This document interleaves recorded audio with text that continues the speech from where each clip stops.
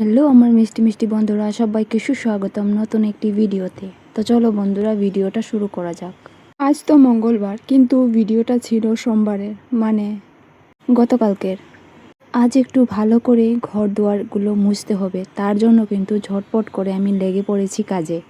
কেননা ভোলা বাবার মাথায় জল ঢালতে হবে, তো এই জন্যই কিন্তু আজ একটু পরিষ্কার পরিচ্ছন্ন করে এবং তাড়াতাড়ি কাজগুলো সেরে নেওয়ার চেষ্টা করছি।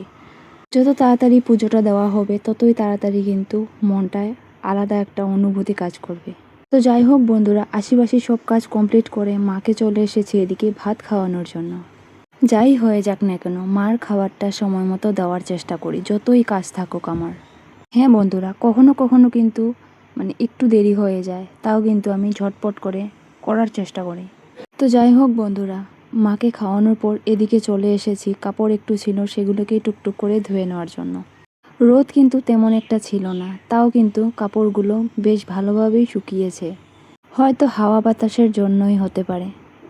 কাপড়গুলো ধুচ্ছিলাম আর একটাই কথা ভাবছিলাম যে আজ আমি তাড়াতাড়ি কি পুজো দিতে পারবো।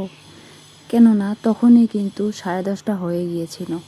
আর আমার যেটা মনে হয়, যে কোনো পুজো দিতে গেলে কিন্তু একটু সকাল সকাল দিলে ভালো হয়।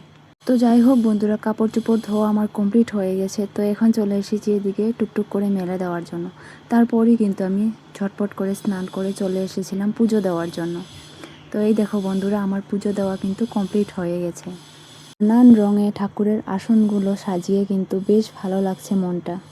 এই দেখো বন্ধুরা, আমাদের বাড়িতেই কিন্তু শিবলিঙ্গ আছে, তো তার জন্যই কিন্তু মহাদেবকে এখানে আমি দিয়ে দিই পুজো। ভগবান সব জায়গায় আছেন, আমার যেটা মনে হয় শ্রদ্ধা দিয়ে ডাকলে ভগবান অবশ্যই সাড়া দেবেন। এটা তুমি ঘরেও দিতে পারো বা কোনো মন্দিরে গিয়েও দিতে পারো। আর যেই পুজো ব্রাহ্মণ ছাড়া কমপ্লিট হয় না, সেটা তো আলাদা ব্যাপার। এটা তো ব্রাহ্মণকে দিয়েই করাতে হবে, তাই না বন্ধুরা?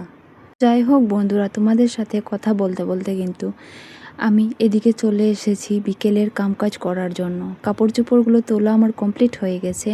তো এখন কাপড়গুলো ভাঁজ করে নেব। আজ কিন্তু কাপড় চোপড় তোলার সাথে সাথে আমি ভাঁজ করে নিয়েছিলাম, পরের জন্য আর কোনো কাজ রাখিনি। কেননা আমি অনেক দেখেছি, পরে করব বলে রেখে দিলে যে কোনো কাজই করা হয় না। তো এখন চলে যাব মাকে সন্ধ্যার টিফিন করানোর জন্য। আজ কিন্তু একটু দেরিতেই মাকে সন্ধ্যার টিফিন করানো হয়েছে, কেননা মা ঘুম থেকে উঠতে একটু দেরি করেছে। আর মায়ের সহজে কিন্তু ঘুমটা গভীর আসে না, তো তার জন্য কিন্তু একটু ওয়েট করছিলাম মায়ের জন্য। মাকে সন্ধ্যার টিফিন করানোর পর কিন্তু আমি একদম সময় নষ্ট করিনি, রান্না বান্না করে এদিকে চলে এসেছি মাকে খাওয়ানোর জন্য।